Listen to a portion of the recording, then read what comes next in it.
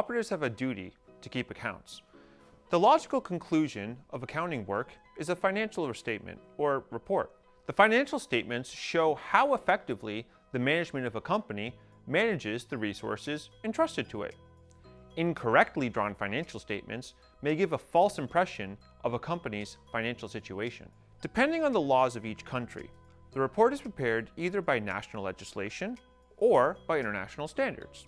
Generally, the financial statements consist of a balance sheet, profit or loss statement, cash flow statement, statement of changes in equity, and an appendix. Depending on the size of the cooperation, some components may not be included in the financial statement. The reporting period usually covers 12 months and may not coincide with a calendar year.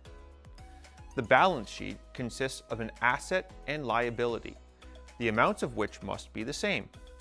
The assets of the balance sheet include the assets of the cooperative, such as equipment, money, stocks, and so on. On the liability side of the balance sheet are the sources from which the funds were financed, for example, equity, loans, etc. The profit or loss report shows all income and expenditures related to that year. If, for example, a fixed asset is purchased during the year, the cost of the asset does not appear in the income statement, but only part of it is depreciation. Expenditure does not include credit principal payments. Expenditure includes only interest payments. This report shows where the money is spent during the year and from which sources the money is received. The cash flow statement usually has 3 sections. First, operating, then investing, and also financing. The operating flow reflects the movement of the money from the daily economic activity. The funding cash flow shall indicate the loans received, repaid, capital investments, etc.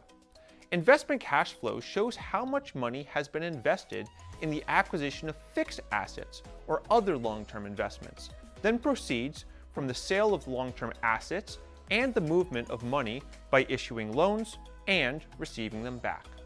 This report shows changes in the equity of a cooperative, contributions or costs from equity, reporting or retained earnings, and distribution of profits to the members.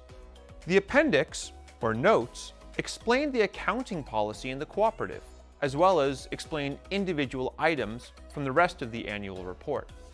Depending on each country's statutory requirements, the annual report may require an auditor's review. The cooperative's board should be familiar with the auditor's opinion, as it may also point to any shortcomings or errors in the overall accounting of the cooperative, or in the annual report.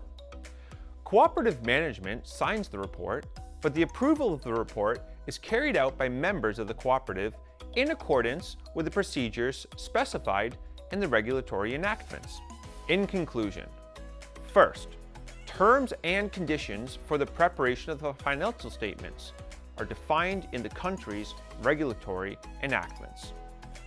Second, the main components of the financial statements are similar in most countries.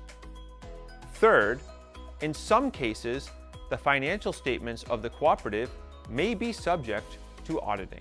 Now here's some questions for discussion.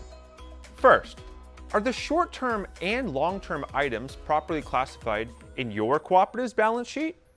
Second, what useful information can the management of a cooperative derive from a cash flow statement? Third, does your cooperative follow the procedure prescribed by regulatory enactments for approval of financial statements and profit distribution?